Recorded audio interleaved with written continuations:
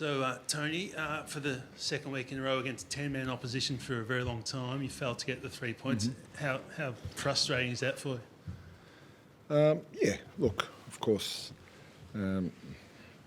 against 10 men, you want to take advantage of the numerical superiority, but we did everything but score. We just lacked a little bit of that cutting edge around the box. The composure you need in those moments. And defensively, I thought our structure was excellent second half. I don't believe they had an attempt on goal. So it shows you that side we were very good, so we could maintain the pressure. But unfortunately, that combination of their defending, their keeper, our chances missed that we didn't turn into better opportunities. So that results in the draw that we had. You mentioned the lack of sharpness in that front third. Is that probably where the no Fornaroli sort of probably you're missing his presence a bit? Yeah, look, of course he's a Socceroo. If we won this game, I'd still say we missed Fornaroli. He's a top class player, and regardless of whether you win a game or not, I still miss Bruno. But look, we got in those areas well. We just lacked that little bit. We weren't decisive enough around the box, but we kept our structure, so we had good discipline. We didn't lose our minds defensively, which can happen. You can get caught on the break in transition. So we've improved that aspect, but obviously we needed to get that decisive goal against a 10, but first half I thought we played well. It was a good match. We came back from a goal down, so that was very pleasing. We went in half time. We were playing well. It's a good performance, and second half we maintained the pressure, but just couldn't break him down. 3 draws in a row now for you guys. I mean, what is it? Just really frustrating as a manager that you just seem to keep on leaving points out on the table and you're not being able to sort of open up a gap at the top of the league? No. I think we're judging it by the performances, and our performances have been extremely consistent. We played 3 consecutive away games and picked up 5 points. And we performed well in all 3. So that side of it's really good. And today was maybe an opportunity missed. Okay, we didn't take that opportunity, but maybe it's a bit disappointing. The players will be a little bit disappointed not taking advantage of the extra player. But the other side of it, we never look like conceding a chance, never alone a goal. So that's really encouraging. The incident that led to the 10 men for Sydney, pretty controversial from where we were sitting. What did you make of it? And in hindsight, with the intervention of the VAR in that instance. Look, that's what the VAR is there for, and that's what they made that decision based on what they saw. And whether I agree or not is irrelevant. We had one last week. I didn't agree with the penalty we got given against us, but when you go to VAR, things are always slowed down. They can always look different. They can look worse in some instances. I don't know whether that was the case here because I only saw it live. I haven't seen any replays. But that's what we're faced with.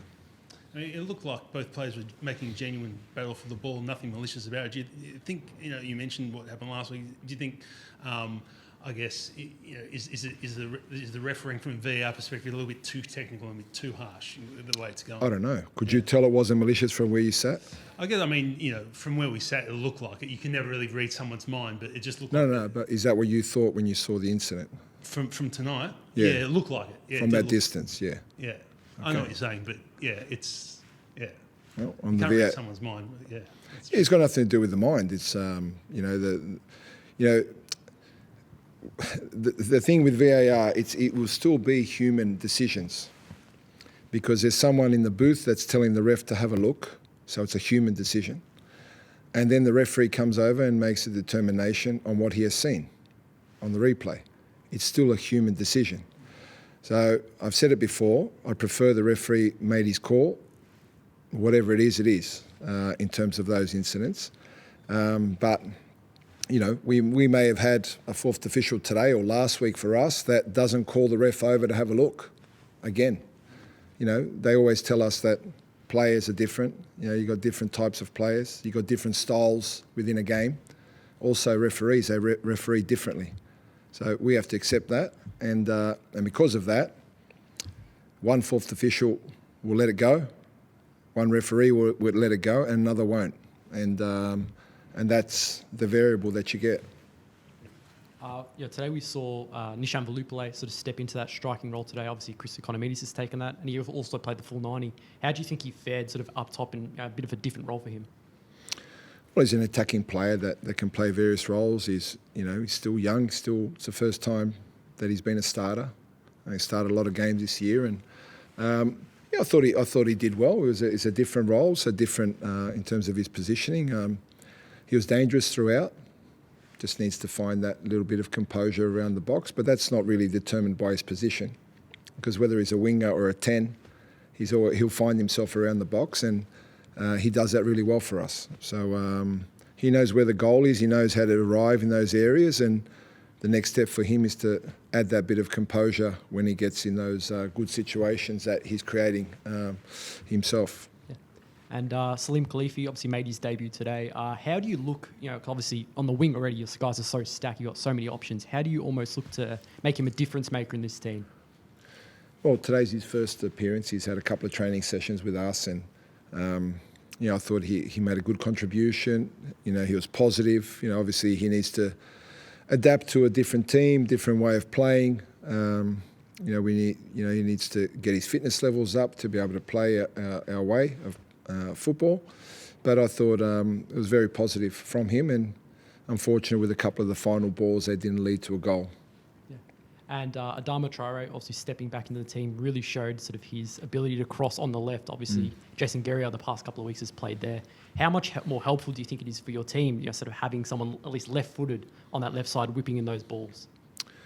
Oh, yeah, look, he's a natural left footer on the left. It gives you a different balance. But we had a lot of success with Jason playing there. And Adama played last week, had a good game. He had a good game again today. And he's another one that now, with some continuity, can get fitter and stronger to finish the games off.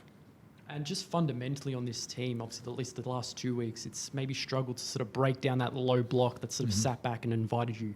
How do you think that's something you can address and look to potentially change? Obviously, with no Bruno Fornaroli maybe for the next couple of weeks.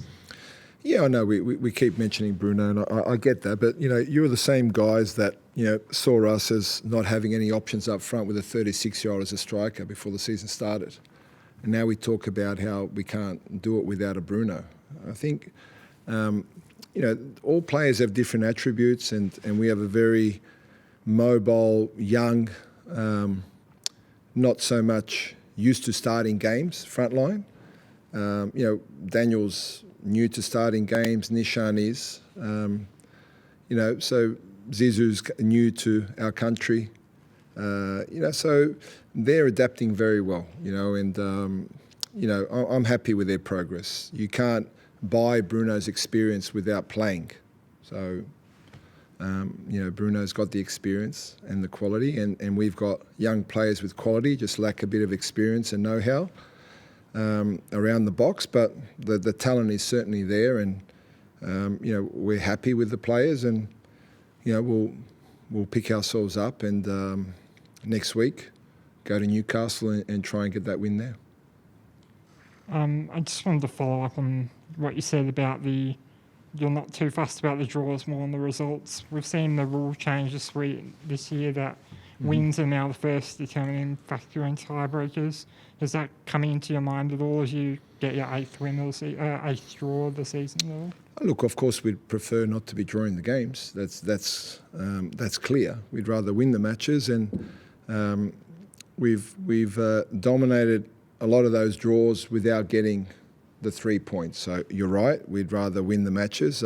That's got nothing to do with the rule change. We are 14 games undefeated, so the boys are doing something right. But there are always areas to improve, and tonight maybe we missed an opportunity, but we played a good team. Second half, we controlled the match, so we're growing. We're growing as a unit. We gave nothing away.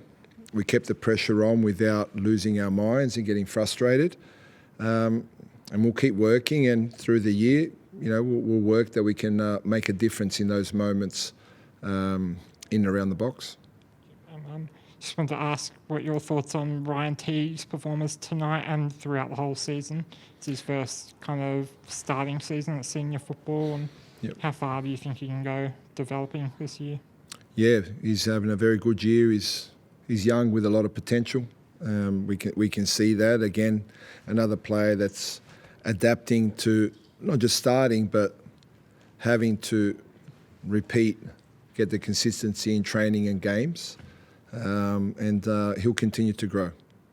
You mentioned Velupale's progression earlier. Is one of those instances that you might be referring to is, just shortly after the red card when he had sort of Traore open on the left, he could have passed off but sort of opted against that. Is that sort of one of the things that he has to work on, I guess? I think all the players. I think it's easy for us, again, when you look back on it and say, yeah, he should have passed it there, but it's a split second. He didn't see him. He was focused on the ball, and he chose not to play Benny the ball and thought he had an opportunity with an open goal. We don't want to lose that from him, from being positive, and and he'll get better in making those decisions. But it's his play that got him to that point. So that's the next step, I guess. And just with the transfer window, is there anyone you might be targeting? Any areas on the ground that you might be looking at, or not really? No, not really. I mean, we're not targeting anything unless, JD tells me that something's popped up that, but, we're not actually searching for any particular player. Just heading to next week, any injuries from tonight, any players that might come back into the squad? Look, I don't know. I haven't seen the medical department as yet, but usually they tell you straight away if there's something serious. So there might be bumps and bruises, and I'm sure there'll be some knocks from a tough match, but hopefully we're all fit and healthy, and we move on to another battle in Newcastle. Cool. Thank you very much. Good night.